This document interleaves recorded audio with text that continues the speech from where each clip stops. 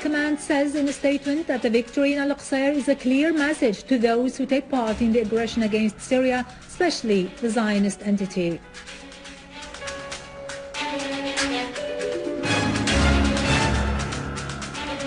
The Army General Command calls on the people of Al-Aqsa to return to their homes within few days.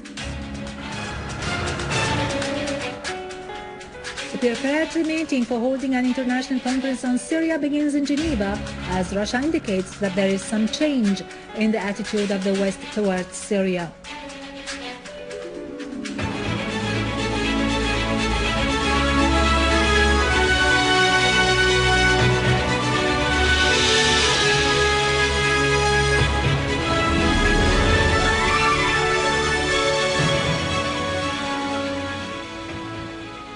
Good afternoon, ladies and gentlemen. I am Irado Krikorian from the News Center in Damascus. The General Command of the Army and Armed Forces has declared that the armed forces were able to restore security and stability to Al-Aqsa at dawn today after clearing it of terrorists following a series of accurate and successful operations carried out in the city and the surrounding villages, which resulted in killing a large number of terrorists and the surrender and escape of others. The army units, the command added, are now opening roads, combing the area and removing landmines and barriers. The Army General Command said in a statement that the victory realized by the Army heroes is a clear message to all those who took part in the aggression against Syria, particularly the Zionist enemy and its agents in the region and its tools on the ground, that the armed forces are always ready to confront any aggression against our dear homeland. The command stressed that its battle against terrorism is going on in order to restore security and stability to every inch of Syria, affirming at the same time that it will regard with mercy the misled who turn themselves in, whether those who fled from Qusayr or from any other area in Syria. The General Command called in its statement on the citizens of Al-Qusayr to be reassured and to return to their homes in a few days. The command reassured the people in general and the citizens of Al-Qusayr in particular that those who were used by the armed men as human shields have all been evacuated and the wounded of them are being currently treated. The command also stressed in the wake of its successive victories in its war against regular and systematic terrorism that it will not hesitate to strike at the armed men wherever they may be and on any inch of the Syrian land, as the homeland soil is sacred, never to be desecrated, and those who try to desecrate it will either die or surrender. The command pointed out that the documents found which prove the involvement of certain Arab regional and foreign sites in terrorism on Syria are being scrutinized and verified and will be disclosed to the public in due time. The Army General Command concluded its statement saying that the Syrian army, the protector of the homeland, extends thanks to the Syrian people for their constant stand and support for the army and promises them to be always up to challenges to bring about more victories, God's willing. The strategic city of Al-Aqsa along the Lebanese borders was fully cleared of jihadi terrorist groups who were supported by regional and international forces and financed by the Gulf states to destroy the Syrian state and people. The country's national flag was rehoisted on the public buildings and sites in the city of Al-Aqsa in Hom's countryside after our armed forces this morning restored security and stability to the whole city. The army carried out qualitative and prompt operations to restore security and safety to the city after the killing of a big number of terrorists and the surrender of others. The army destroyed the terrorists' hideouts with all the weapons and ammunition inside them and the tunnels and barricades where the terrorists were fortified. Our armed forces also dismantled dozens of explosive devices planted by terrorists in the citizens' houses and on the public roads to hinder the progress of the army. Our armed forces are now continuing the process of looking for explosive devices and criminal tools which the terrorists left behind in Al-Aqsa city.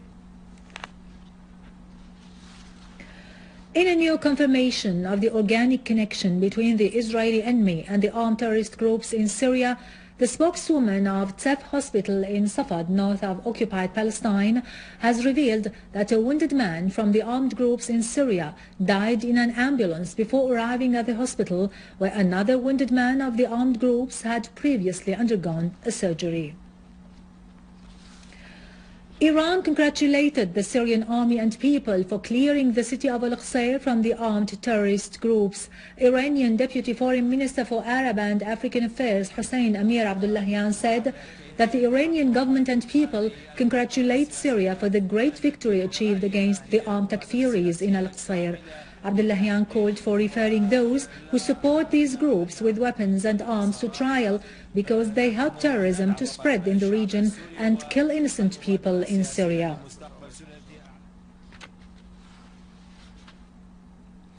Our armed forces continue their operations in the northern east part of Hama Governorate, restoring security to a number of villages and towns, including Al-Zaghba and Balil, where Jabhat al-Nusra gangs wreaked havoc.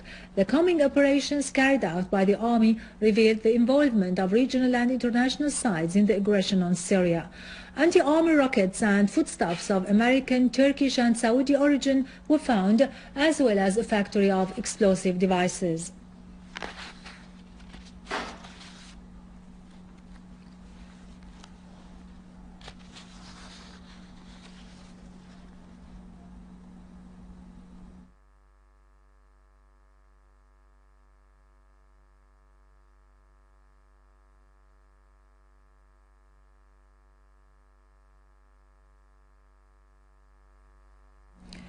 Life is back to normal in Al-Rashidin neighborhood in Aleppo after it has been cleared of terrorists by the army units. Aleppo governor carried out a field tour in the neighborhood and listened to citizens' complaints and demands. He gave directives for restoring full services to the quarter. The beginning was a cleaning campaign on a large scale with the participation of volunteers who cleaned streets and sprinkled insecticides.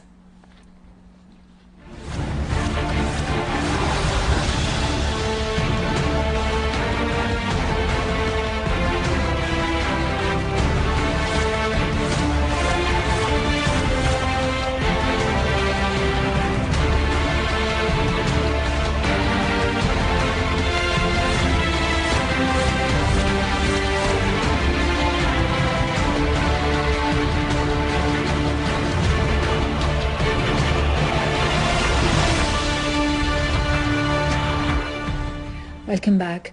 In Geneva, the tripartite meeting, which includes Russia, USA and UN, has started this morning in preparation for an international conference on Syria.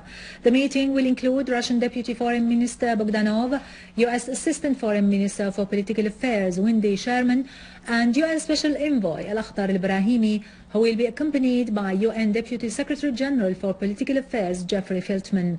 The meeting aims at preparing for an international conference on Syria, which will include representatives of the government and the opposition.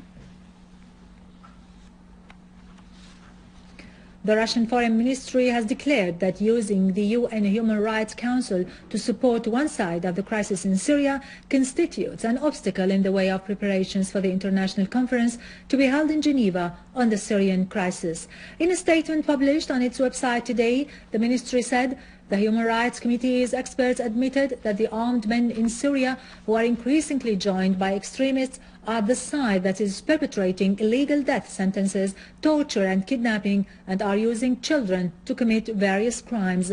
The ministry said such atrocities by the extremists are being met with silence, particularly the scenes of rape and violence against women, despite many testimonies and news media reports.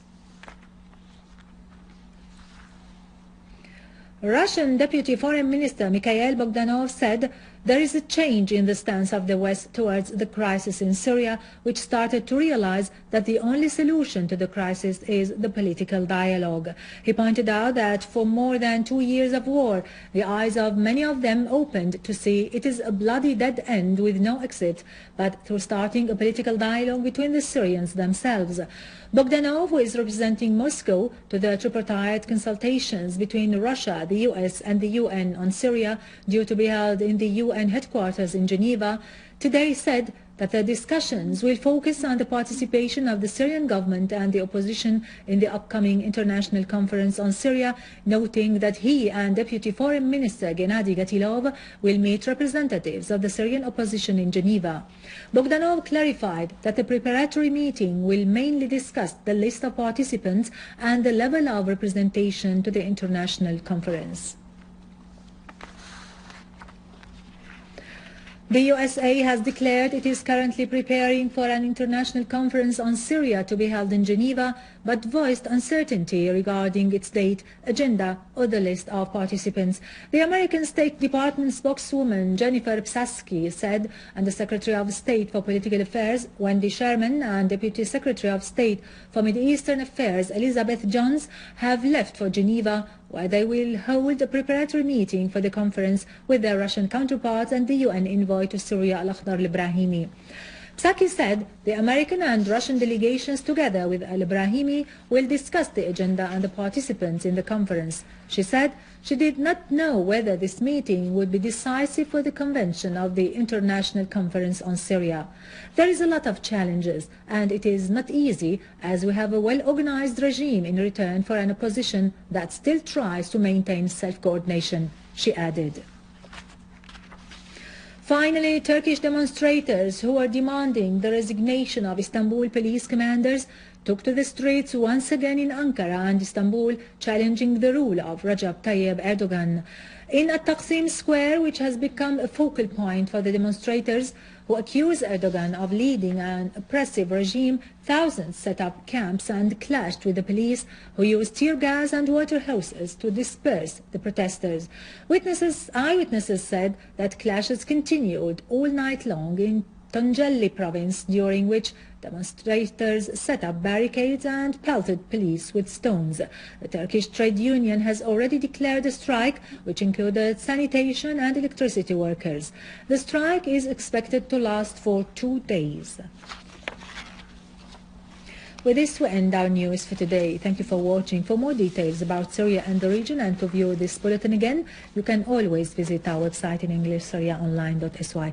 Now to latest business and market news with Vani Genjian after a short break.